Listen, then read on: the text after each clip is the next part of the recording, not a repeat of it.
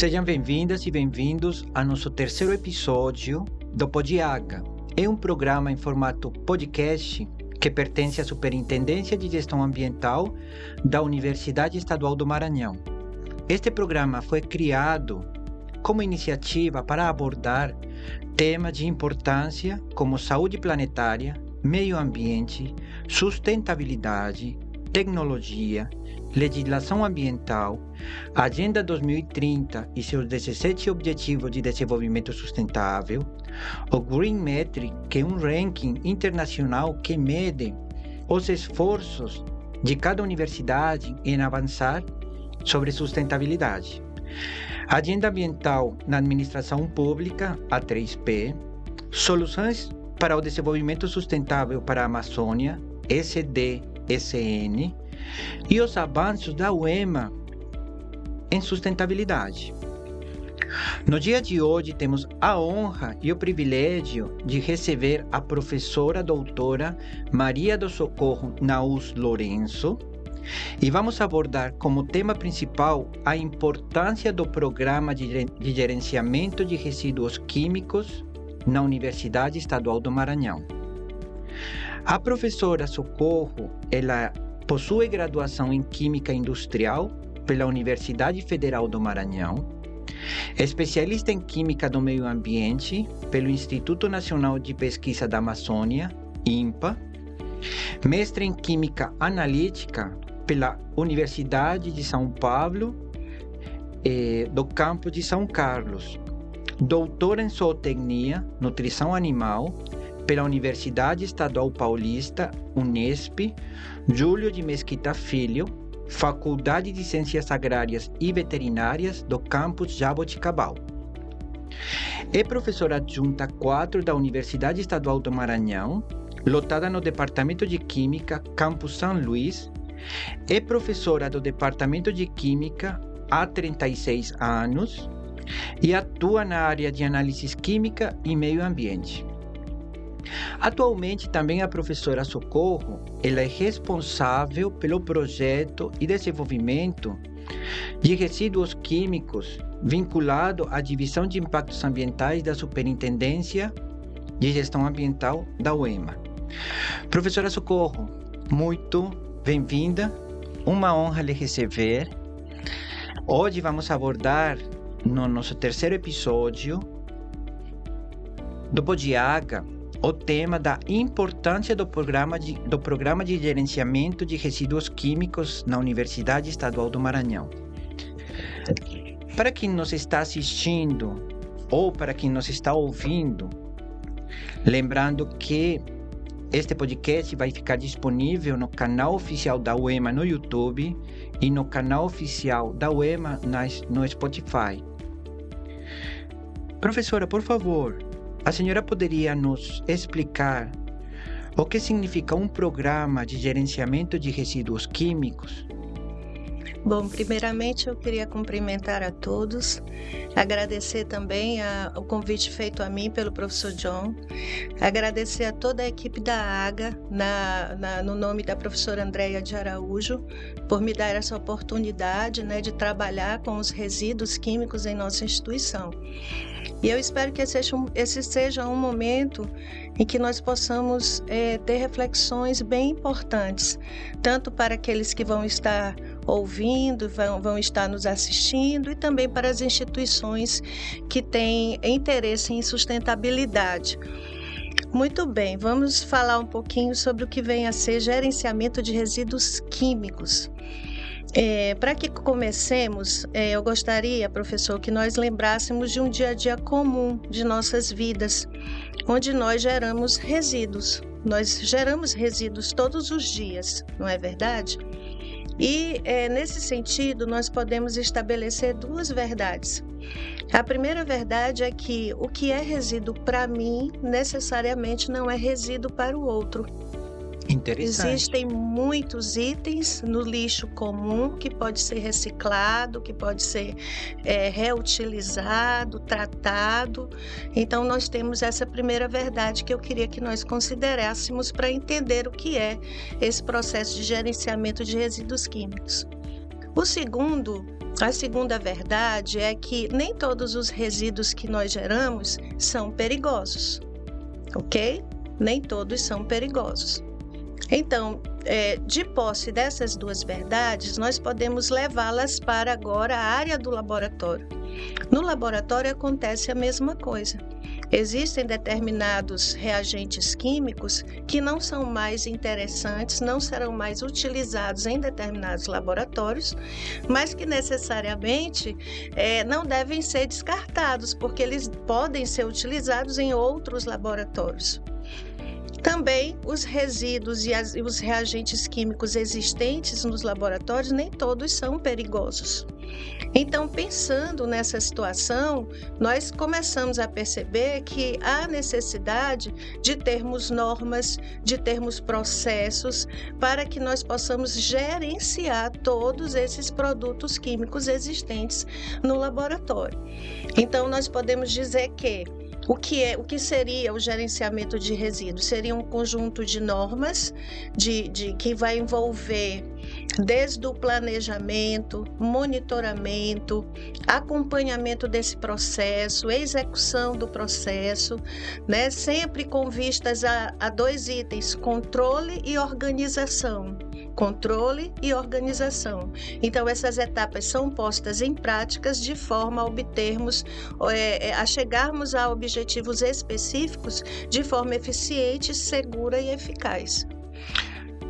Do jeito que a senhora está definindo gerenciamento de resíduos químicos, focando no gerenciamento, também poderíamos trazer o uso eficiente, a aquisição eficiente, o uso eficiente e o descarte eficiente. Mas, professora, antes de aprofundarmos nesse gerenciamento, como podemos definir, entender melhor o que é um resíduo químico? Muito bem, então vamos especificar agora o gerenciamento não na sua totalidade, mas em um resíduo químico. Muito bem, para isso nós vamos considerar o conceito de resíduo existente no Plano de Gerenciamento de Resíduos Químicos do Plano Nacional de Resíduos Sólidos, que é a nossa lei maior. Né?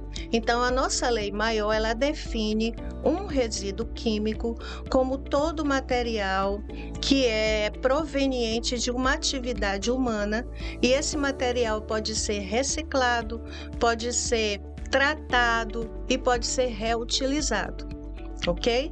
Nós temos uma grande diferença pela Política Nacional de Resíduos Sólidos de rejeito e de resíduo.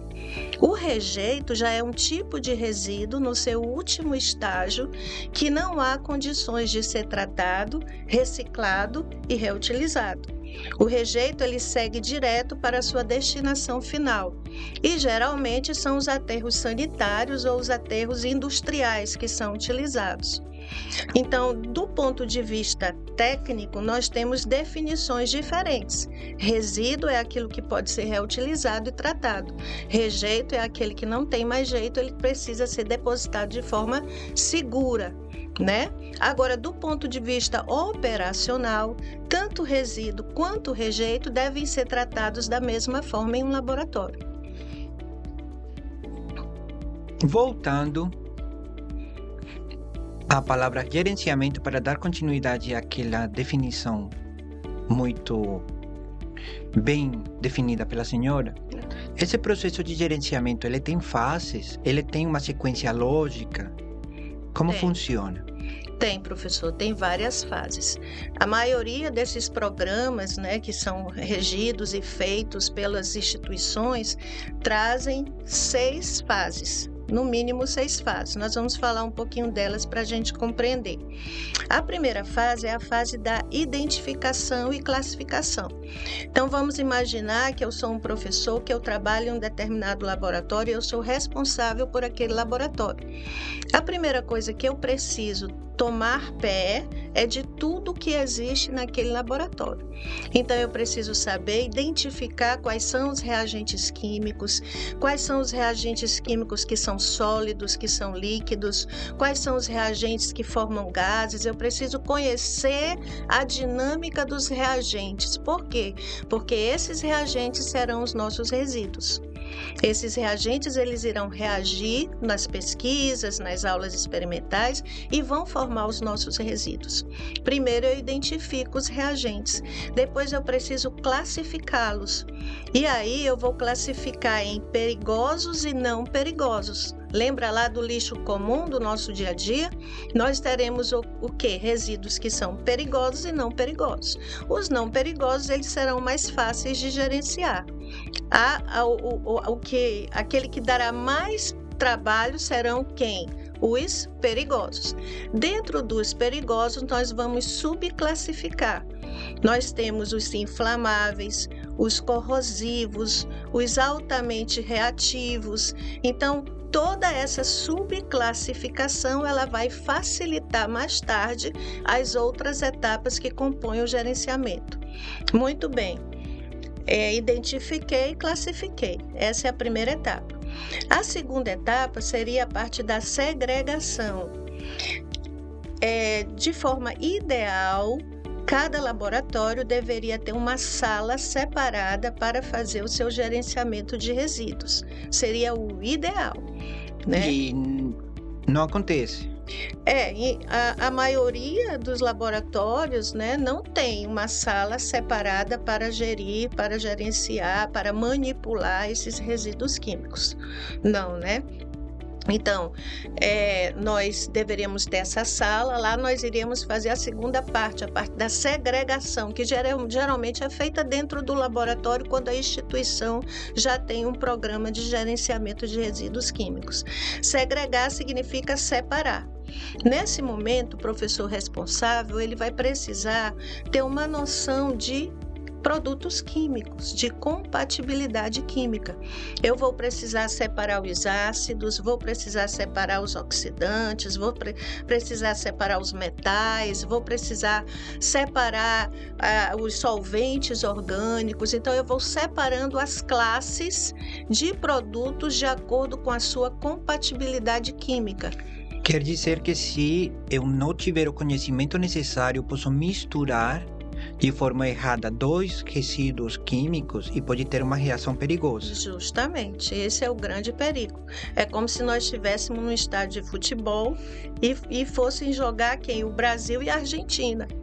Então, nós precisamos fazer o quê? Separar as torcidas, para que não haja uma conflito. Reação indesejável. Entendi. Entendeu? Excelente, então, excelente colocação, professora. Justamente. Então, nós precisamos separar, né? Separar os reagentes segundo a compatibilidade química deles. Então, essa seria a segunda etapa, a etapa da segregação. Em terceiro lugar, depois que eles estão separados, eu vou precisar armazená-los. Eu não posso armazenar de qualquer forma, porque os reagentes químicos, eles são ativos. Então, existem reagentes que só podem ser guardados em recipientes de vidro. Existem reagentes que só podem ser guardados, acondicionados em recipientes plásticos. Se eu for usar um recipiente de vidro, existem reagentes que são decompostos pela ação da luz solar, então eles precisam ser acondicionados em um frasco de vidro âmbar.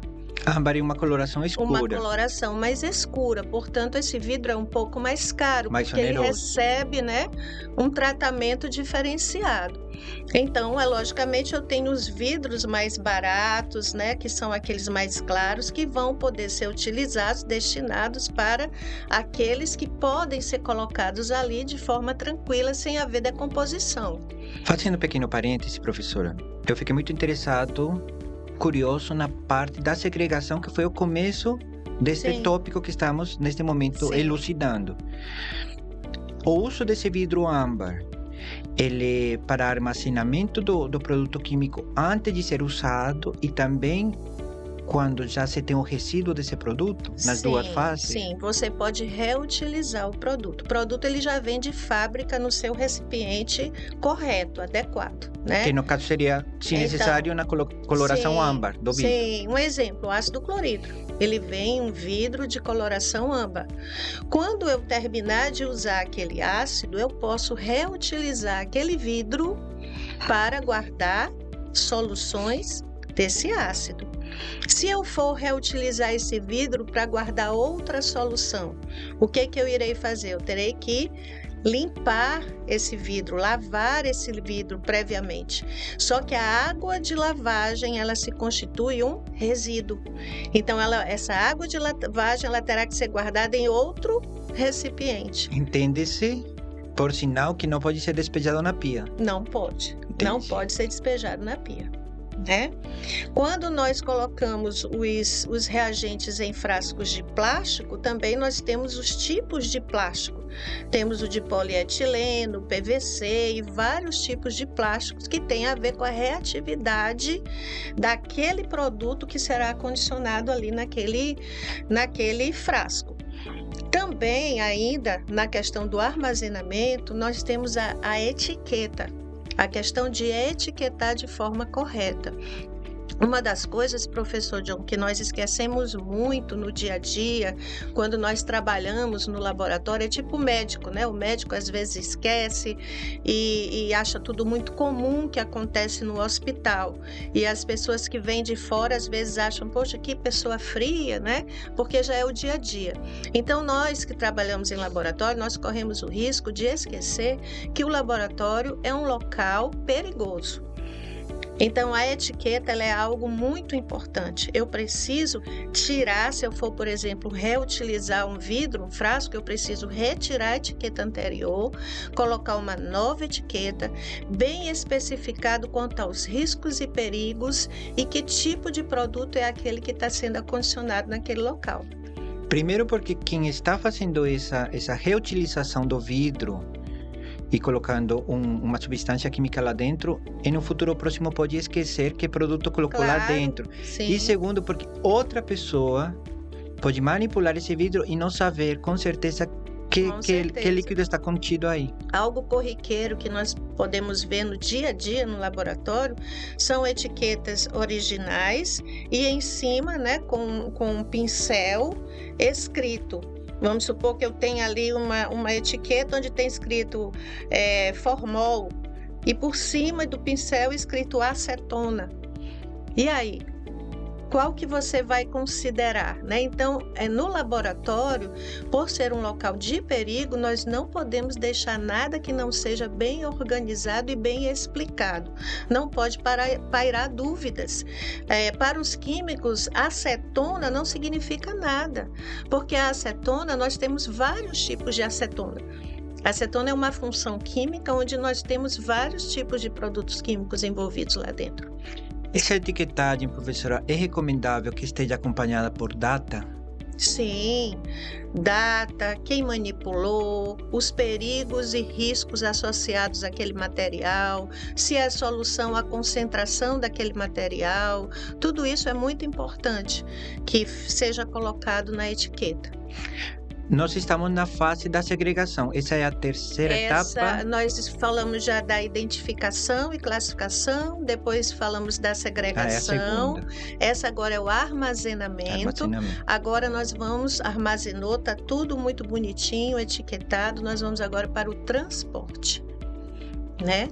No transporte, nós vamos escolher aqueles frascos dos resíduos químicos que podem ser tratados dentro do nosso laboratório e aqueles que não podem ser tratados no nosso laboratório.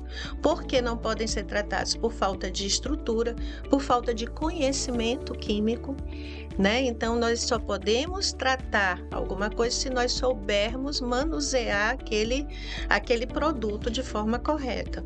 Quando a senhora está afirmando que pode ser tratado dentro do laboratório, diz respeito de quê? De uma neutralização dentro do laboratório, esse produto deixa de ser perigoso?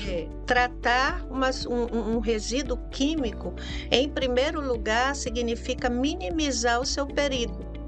Né? Excelente. Existem alguns produtos, alguns resíduos químicos que podem ser completamente inativados, neutralizados. Um ácido forte com uma base forte, quando eu misturo, ele é completamente neutralizado e ele passa a ser inofensivo.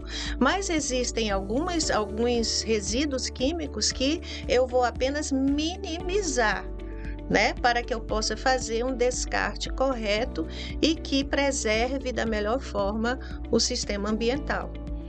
Muito bem, estamos no transporte, não é isso? Então eu vou fazer o quê? Eu preciso mandar os materiais que são tóxicos, que são inflamáveis. Se eu não tenho uma infraestrutura adequada para trabalhar com eles, eu preciso mandar para uma área externa da minha universidade. A nossa universidade, por exemplo, a UEMA, ela já contrata uma empresa, ela terceiriza esse trabalho para a empresa CIE.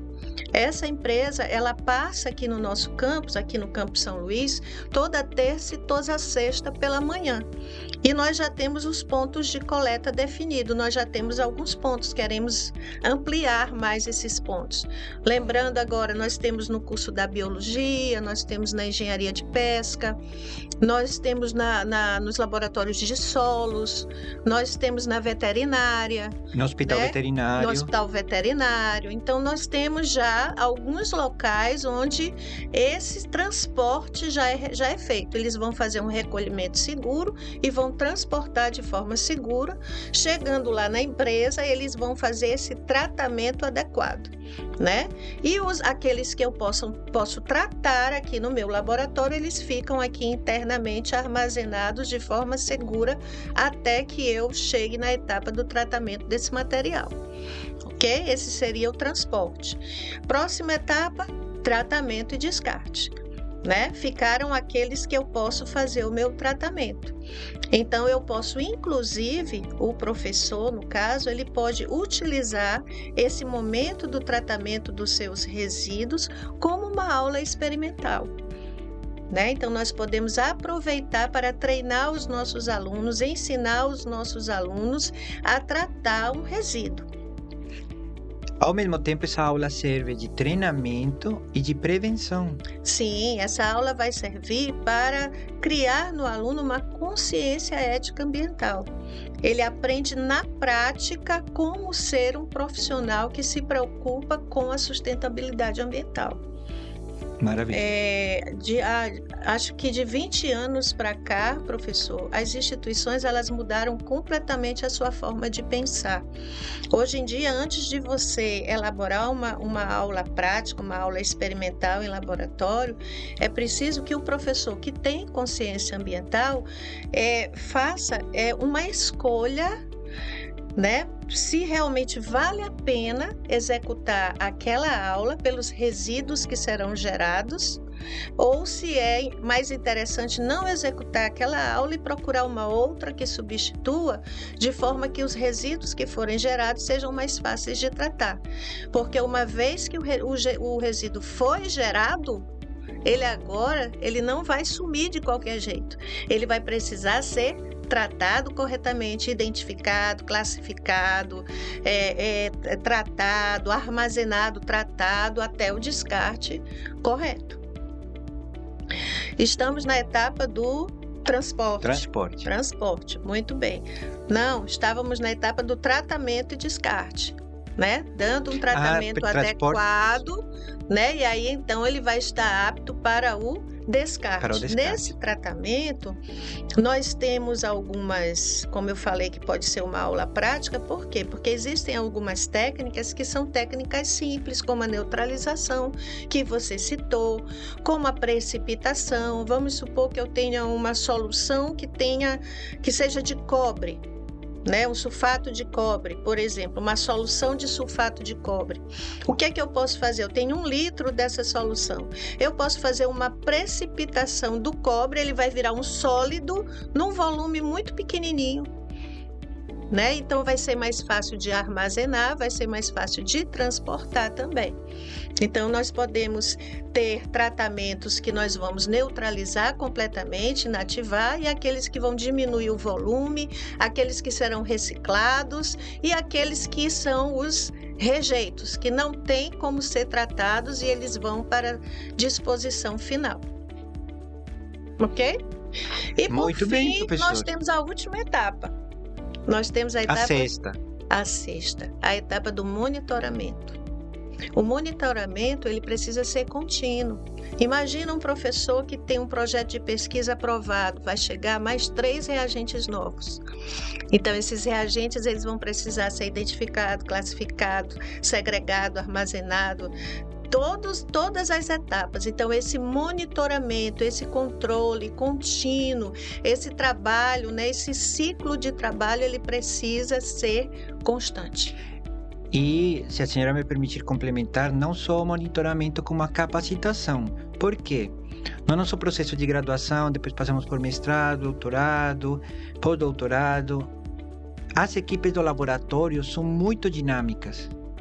Muitas das vezes, aquele estudante de mestrado, de doutorado especialista que ensinava aos estagiários novos, ele se forma, ele saiu. Sim. Então, esse relevo, Sim. essa troca de pessoas responsáveis com conhecimento suficiente que possam treinar e capacitar as pessoas novas que estão chegando, é necessário manter. Esse é um grande desafio para nós da universidade. Né, essas mudanças que acontecem o tempo todo, inclusive de pessoas, né? Alunos que saem, alunos que chegam, professores que saem, professores que chegam. Há sempre esse trabalho, né, de educar, de treinar e de conscientizar, tem que ser constante. Muito bem, professora, estamos aprendendo muito. Tenho certeza que nossos ouvintes e quem nos assiste pelo YouTube está aprendendo muito. Dentro desse processo de gestão adequada, professora, quais são os elementos chaves e indispensáveis? Bom, eu posso citar 2 elementos que para mim são chaves e indispensáveis. O primeiro elemento é o elemento técnico, é o professor. O professor, ele é um elemento chave na questão do gerenciamento de resíduos químicos. Esse professor, ele precisa ter consciência de que, apesar dele não ter feito uma graduação específica na área da química, mas em áreas afins, ele precisa ter conhecimento de química e de como gerenciar resíduos químicos. Então, se ele não teve esse conhecimento, não adquiriu esse conhecimento em sua graduação, é necessário que a instituição, daí a importância de um programa de gerenciamento institucional, que a instituição o capacite para isso. Então, se nós estamos trabalhando dentro de um laboratório, é preciso que cada um tenha, no mínimo, né, aquele conhecimento básico sobre reatividade, compatibilidade, funções, neutralização, precipitação, o básico para tratamento e manejo correto dos seus resíduos químicos. Porque esse professor e esse aluno, no momento que estão passando pela graduação, aquele curso pode não ter passado por esse processo de curricularização da gestão de resíduos. Com certeza. Não faz parte da grade de disciplina disponível. Justamente. Nós ainda não temos, né, uma disciplina que, ao meu ver, deveria ser obrigatória para todos aqueles que sejam cursos afins à química, né? Acho que nos ajudaria bastante nesse processo. Muito bem, professora. Esse é o primeiro elemento. E o segundo? O professor. O professor, ele é muito importante, eu ainda queria colocar aqui, porque ele planeja antes de executar todas as suas ações. A sua aula prática, a sua pesquisa, o seu trabalho de campo, é todo planejado antes. Então, ele já tem a possibilidade de saber que resíduo ele irá gerar. E nós somos responsáveis pelos resíduos que geramos. Não é? O segundo elemento é um elemento institucional, é a universidade. O professor, ele pode ter, sim, essa conscientização, querer colocar em prática, ter conhecimento químico, mas é necessário que a universidade dê a ele todas as possibilidades para que ele coloque em prática. Por exemplo, lembra da sala, que é importante para que se faça um gerenciamento? Então, a infraestrutura, né? É preciso que a instituição entenda que os laboratórios vão precisar dessa infraestrutura. Os vidros, os recipientes, é necessário que sejam comprados, né? Os equipamentos de proteção individual para que dentro do gerenciamento de resíduos nós temos o item segurança, é necessário que sejam compradas, terceirizar a contratação de uma empresa, como nós já fazemos aqui na UEMA. Isso, por mais que o professor queira, ele não pode fazer. Quem precisa fazer isso é a instituição. Então, esses dois elementos em conjunto, o professor e a instituição, quando eles entram em conjunto, né, no esforço de implementar essa política de gerenciamento de resíduos químicos, o problema começa a ser sanado. A senhora nos explanou de uma forma muito clara a importância de ter essa sala de tratamento. Sim. Em algumas realidades, Brasil afora, eu tive a oportunidade de vivenciar que nos laboratórios tem estantes onde você tem produtos químicos ao alcance de qualquer pessoa que chega. Então, pergunto para a senhora, além de ter uma sala específica para tratamento, é importante ter uma sala específica para armazenamento antes do uso desse produto? Muito importante. Nós, quando entramos na maioria dos laboratórios, nós vemos os reagentes nas bancadas, né? Pelas bancadas. Tem alguns reagentes que são manipulados na capela, que é um exaustor, que ficam dentro da capela o tempo inteiro. E isso não é recomendável? Não é recomendável. É importante que haja um almoxarifado. Ele deve ter, se tem produtos inflamáveis, por exemplo, deve ter um armário corta-fogo, né, para que ele seja guardado ali naquele lugar. Então, nós temos o tipo de estante correta, nós temos as regras de como organizar esses materiais. Aqueles que são mais perigosos, eles devem ficar na forma de maior facilidade, para que eu possa pegá-lo com mais facilidade, sem ter nenhum risco de acidente. Então, nós temos diversas regras, né, que deveriam ser postas em prática, porque, como eu falei, o laboratório é um local muito perigoso. Eu, inclusive, eu até agradeço a Deus, porque são 36 anos em laboratório e eu tive poucos momentos de riscos sérios com os alunos. Mas eu tive riscos com uma monitora que trabalhou comigo por muito tempo, eu nem estava aqui, ela estava trabalhando com outro professor, que eu estava fazendo doutorado, e ela, sem querer, ou seja, ela trabalhava mais de 8 anos com essa questão de resíduos, ela, sem querer, ela derrubou ácido e caiu na sua calça, corroeu toda a calça, passou para a sua pele, para a perna, e ela teve que fazer vários tratamentos, né? E foi muito complicado para retornar. Então é algo muito sério. Assim como nós quebramos um copo em casa, como há acidentes e incidentes em casa, no laboratório também isso é possível, porque nós manuseamos muito, não é? E temos pessoas ao nosso redor. Então é extremamente importante essa questão da segurança. Professora, a senhora estava nos ensinando a importância de não ter de forma permanente produtos químicos na capela de exaustão, com exaustor. Sim. Aí veio na minha memória que na minha época de estudante tinha no laboratório uma capela com exaustor, que para que esses vapores tóxicos possam ser fora do ambiente, liberados fora do ambiente do laboratório. Só que tinha tantas garrafas de produtos químicos dentro do exaustor, de forma permanente, que a área útil de manuseio, de trabalho, era muito pequena. Nem existia mais. Muito pequena. Você tem, às vezes, sabe o que acontece, professor?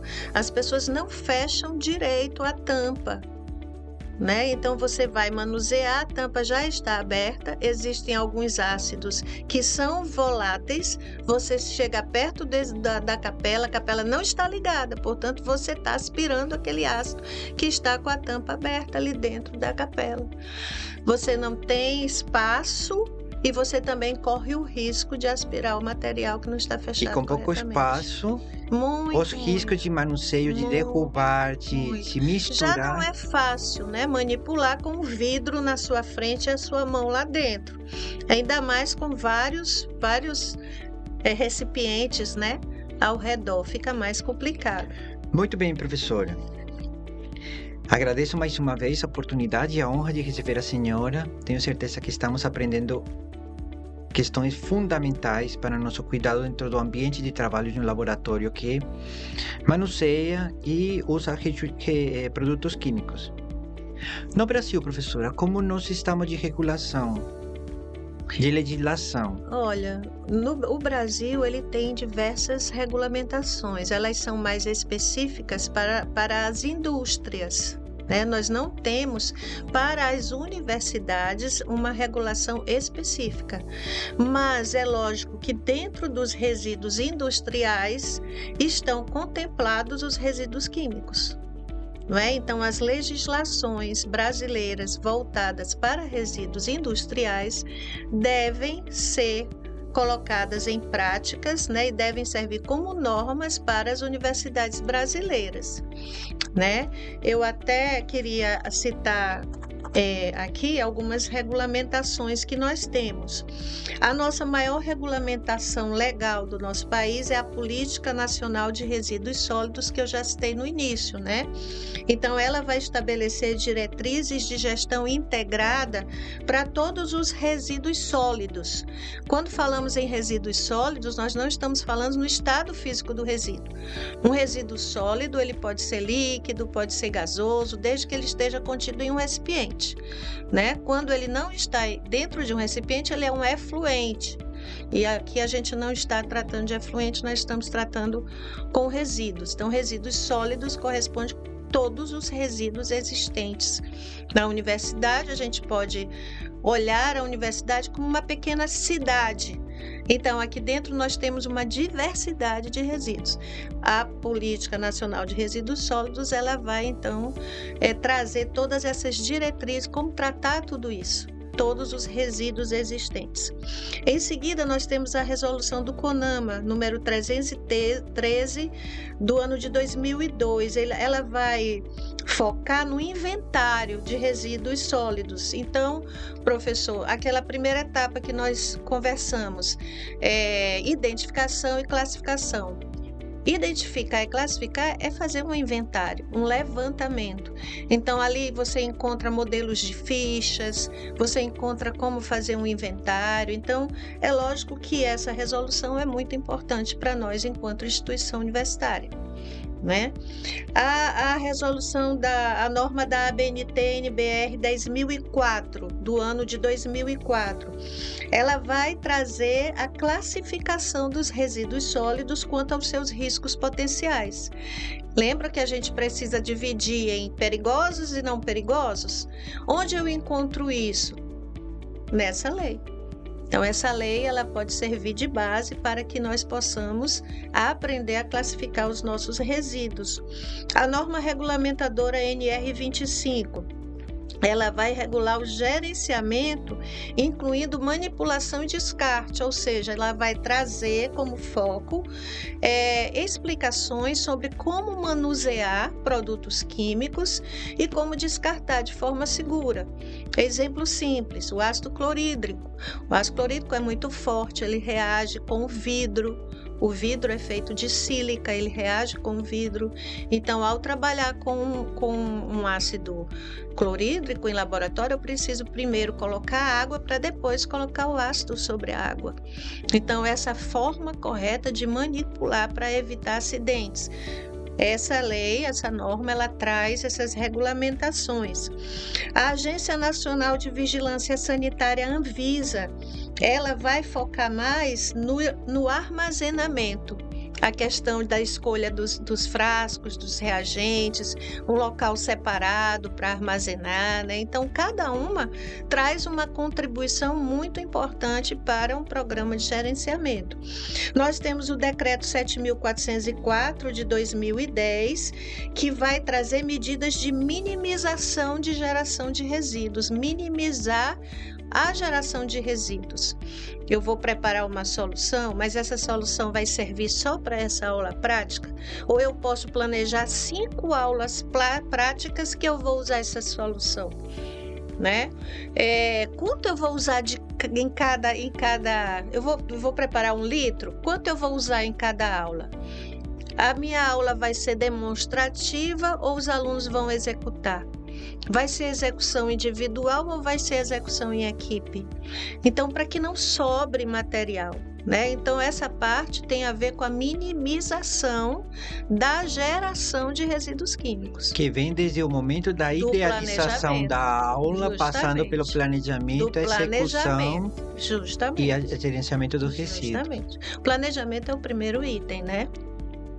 E os conselhos regionais e federais de química, eles também emitem diretrizes para esse manejo seguro. E, logicamente, depois de toda essa regulamentação legal, cabe às instituições de ensino superior prepararem a sua própria norma, né? O seu próprio material que vai regulamentar de acordo com a realidade daquela instituição. Muito bem, professora. Todas essas normas, essa regulamentação, essa legislação está disponível, pode ser acessada de graça. Pode então, sim. Qualquer um de nós pode baixar, pode Hoje em ler, dia é muito fácil acessar, pode aprender. Com certeza. Ótimo. Professora, nós temos a honra, aliás, eu tenho a honra de trabalhar com a senhora na Superintendência de Gestão Ambiental. Eu, na Divisão de Educação Ambiental, a senhora é a coordenadora e responsável pelo projeto, a colocada em prática da gestão de resíduos químicos na Universidade Estadual do Maranhão. Essa experiência, professora, essa vivência que a senhora está tendo, levando na prática esse projeto, esse gerenciamento de resíduos químicos, como é que a senhora poderia nos dizer, explicar quais são os desafios, quais são os obstáculos que a senhora tem percebido dentro do ambiente da universidade? Muito bem, essa pergunta é muito boa, muito boa. Eu sempre me interessei pelo meio ambiente. Você viu aí no meu currículo que já nos primórdios do meu relacionamento com a química, né? Eu fiz a especialização em química de meio ambiente. E quando eu trouxe essa visão para as instituições, eu percebi e ainda percebo que o nosso maior problema é a diversidade de resíduos químicos. Porque nós, enquanto instituições, nós temos uma diversidade de cursos, não é verdade? Temos uma diversidade de pesquisas, uma diversidade de aulas práticas. E cada professor é um mundo de ideias que tem na sua cabeça, né? Os grupos de pesquisas formados. Então, cada vez que nós elaboramos uma aula prática nova, cada vez que nós criamos um curso novo, novos reagentes químicos aparecem e novos desafios para como tratar aquele resíduo. Então, para mim, a maior dificuldade na implementação de um plano de gerenciamento de resíduos em um laboratório é a diversidade. A universidade, ela não é um grande gerador de resíduo. Por isso que talvez o Brasil ainda não tenha uma regra específica. Os grandes geradores de resíduos são as indústrias e depois os hospitais, né? Os laboratórios de análise clínica. As universidades não são consideradas grandes geradores, então não é a quantidade, mas é a diversidade. Grandes geradores / volume. Sim, volume. Então, a universidade não se compara com as indústrias e os hospitais, os laboratórios, pelo volume. Não, pelo volume. Mas, em comparação à diversidade e o tipo de produtos químicos diferentes, fazem com que esse desafio seja maior. Imagine. Falando do gerenciamento, do planejamento. Justamente. Imagine uma indústria de alimento que faça produção de leite, né? Ele vai ter sempre os mesmos reagentes químicos e os mesmos resíduos. Então, é fácil estabelecer normas, regras, treinar e já ter um procedimento, um protocolo de como manejar esses resíduos e tratar e armazenar e fazer tudo correto. Muito bem, professora. Mas na instituição não é assim, porque nós temos aqui áreas diversas.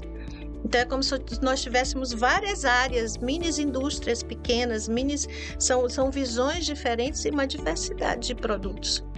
Tudo bem. Já entendemos que o maior desafio é a diversidade. E o que fazer com esse número crescente de produtos químicos diferentes que são manuseados na universidade? Como diminuir a geração de resíduos perigosos e os riscos de acidentes? Muito bem. Implantando uma política de gerenciamento de resíduos. Daí a importância do projeto que a senhora está coordenando Justamente, e colocando em prática. Não tem outra forma, né, professor? Nós precisamos conscientizar. Nós já fazemos, nós temos a nossa Superintendência de Gestão Ambiental, a AGA, e faz um trabalho belíssimo, belíssimo de conscientização, não só nos resíduos químicos, que nós agora viemos para trabalhar especificamente com isso, mas em todos os tipos de resíduos sólidos que são gerados aqui na instituição. Nós temos esse trabalho de conscientização, mas é preciso conscientizar, treinar, falar, capacitar, ensinar. Precisamos falar uma mesma linguagem. Eu quero pegar carona nessa palavra conscientizar para fazer o link com minha seguinte pergunta. Professora, com toda a experiência que a senhora tem como docente, como pesquisadora, como conscientizar e sensibilizar um aluno, um funcionário e um professor? Porque são pessoas com papéis definidos diferentes dentro da universidade. Como conscientizar e sensibilizar esses 3 grupos de pessoas? Ok. Eu queria separar primeiramente o professor. O professor é um elemento, como eu coloquei anteriormente, Sim. muito importante nesse processo. Nós precisamos entender quem são os professores da nossa instituição. Nós temos professores, eu creio que de 15, 20 anos para trás, que fizeram uma graduação. Na época de sua graduação, não havia esse problema ambiental.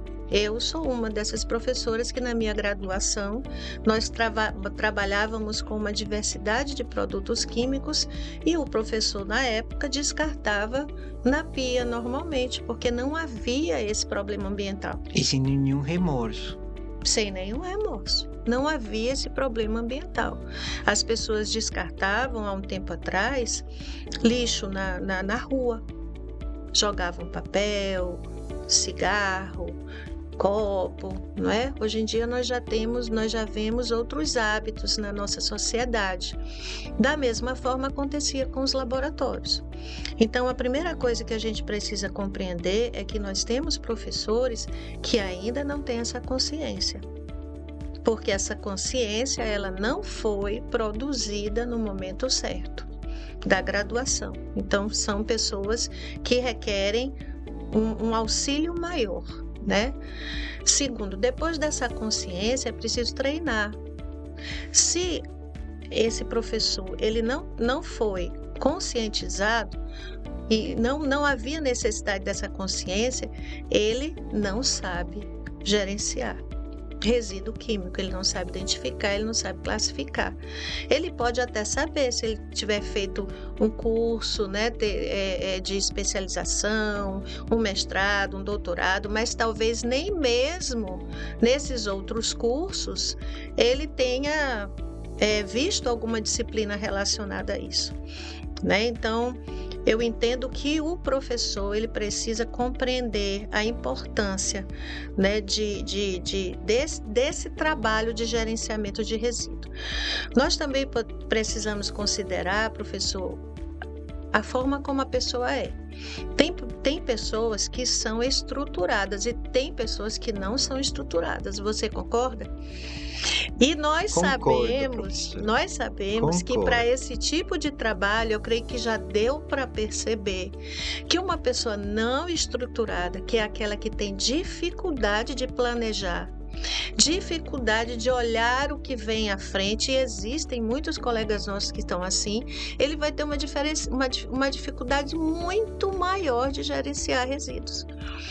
Então, a instituição precisa pensar ou em ter esses grupos de pesquisa que nós já temos, onde um componente que seja mais estruturado fique responsável por esse trabalho, ou termos um técnico de laboratório para trabalhar e ser responsável por essas problemáticas existentes nos laboratórios. Então, o professor, para mim, é a chave da questão. Depois que esse professor está conscientizado, e ele não só está conscientizado, ele pratica, o aluno vai aprender, o funcionário vai aprender. E o professor, no seu laboratório, sob sua responsabilidade, vai ter a preocupação de que sejam seguidos protocolos de diminuição de risco, de prevenção. Os protocolos serão estabelecidos tanto pelo funcionário etapas a serem cumpridas. Quanto pelos alunos. Sim. Na sua sala de aulas, nas suas aulas práticas, principalmente, mas também nos alunos que frequentam de forma regular para fazer suas pesquisas. Isso mesmo. De trabalho de conclusão de curso, dissertação, tese. Isso mesmo.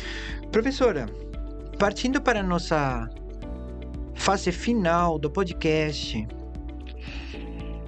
eu gostaria que, por favor, a senhora nos elucidasse que mudanças e melhorias a senhora acredita que precisam ser implementadas ainda dentro desse gerenciamento de resíduos químicos dentro das universidades. Que mudanças? Acho que mais treinamentos, mais comunicação. Tudo passa pelo comunicar. Comunicar que manipular resíduos e produtos químicos é perigoso. Comunicar que faz mal à saúde. Comunicar que faz mal ao meio ambiente. Comunicar. Comunicar por meio formal e informal.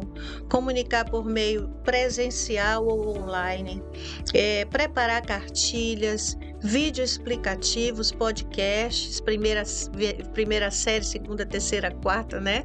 Nós precisamos comunicar, falar, explicar para que a comunidade como um todo seja sensibilizada, né? Segundo, que eu poderia falar, investimento em tecnologia. A instituição, ela precisa investir nos laboratórios para que nós possamos colocar em prática esse tratamento de resíduos, inclusive com os nossos alunos, para que eles sejam ensinados em relação à ética ambiental também, a como proceder. Então, eu posso fazer uma técnica de recristalização no laboratório, mas eu preciso do material. Eu posso fazer uma técnica de ozonização. A ozonização é uma quebra que tem acontecido, assim como você usa o UV visível, né? Você usa também agora a ozonização, onde você pega aquelas moléculas complexas e elas são degradadas em moléculas mais simples. Então, as mais simples, elas são mais fáceis de serem tratadas e dispostas no ambiente, né? De forma segura. Então, nós precisamos investir em tecnologia. A gente tem agora a técnica da biodegradação, que são micro-organismos naturais que são colocados em contato com esse resíduo químico. Lá eles vão identificar matéria orgânica, vão se alimentar dessa matéria orgânica e as enzimas produzidas por esse processo, elas vão degradar o material, né? Professora. E mais um item, professor, que eu acho importante, né? Então, seriam as capacitações, os treinamentos, essa questão que eu falei de investimento em tecnologia. E tem mais um item que eu gostaria de falar, que é modelar a forma de comportamento dos nossos alunos. O que significa isso? Que eu falei, a peça-chave é o professor. Eu, professor, preciso fazer, preciso viver, preciso colocar em prática para que o meu aluno mude o seu hábito e a sua prática e queira ser um profissional da forma como é o seu professor. Professora, a senhora, em vários momentos do nosso bate-papo, a senhora mencionou a palavra planejamento. Considero, dentro do que a senhora está nos descrevendo neste momento, dos desafios, das possíveis mudanças que ainda precisam ocorrer. Nós, professores, procuramos em muitos momentos financiamento para nossas pesquisas Sim. em agências de fomento. Uhum. É muito interessante, considero importante que nós passemos, nós professores, por uma mudança de percepção que dentro de um orçamento de um projeto de pesquisa é importante incluir uma rúbrica, um dinheiro disponível para o gerenciamento e o correto descarte ou neutralização desse produto químico que eu vou utilizar. Porque muitas das vezes o orçamento está bem fechado para tudo o que é necessário para uma correta execução do projeto de pesquisa, mas os resíduos ficaram de fora. Sim. E cai no colo da universidade. Sim. Então, nós professores precisamos passar por um processo de reeducação, Justamente. conscientização, porque o resíduo, muitas das vezes, é considerado etapa posterior à pesquisa e não. Isso demanda tempo, né? Conscientizar, mudar hábito.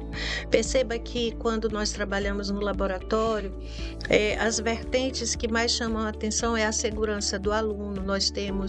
Você ensina para o aluno as regras básicas, jaleco, né, sapato fechado, né, cabelo preso. Existem alguns professores que, quando manuseiam produtos tóxicos, pedem para usar máscara, luvas, né? Então, nós estamos aí seguindo a questão do quê? Da saúde do usuário. A questão da segurança também. Os nossos laboratórios têm o nosso chuveiro, o lava-óleos, né? Temos os extintores, mas a questão dos resíduos químicos desse tratamento, ela precisa ser contemplada tanto nos projetos para que haja esse tratamento, quanto na infraestrutura, quanto no local e nas condições para se colocar tudo isso em prática. Porque assim como o conhecimento é dinâmico e evolui, as instalações também precisam, físicas precisam de adequações, de evolução, de melhorias. Professora, para fechar nosso excelente momento de conversa, de aprendizado, eu tenho a oportunidade de acompanhar de perto o excelente trabalho que a senhora está realizando. É um projeto e são atividades hercúleas, muito complexas, demandam tempo, demandam esforço. A senhora tem uma equipe de estagiários muito bem treinados, tanto para o diagnóstico, Sim, quanto a readequação da rotina dos laboratórios dentro da Universidade Estadual do Maranhão e uma primeira fase de conscientização e sensibilização.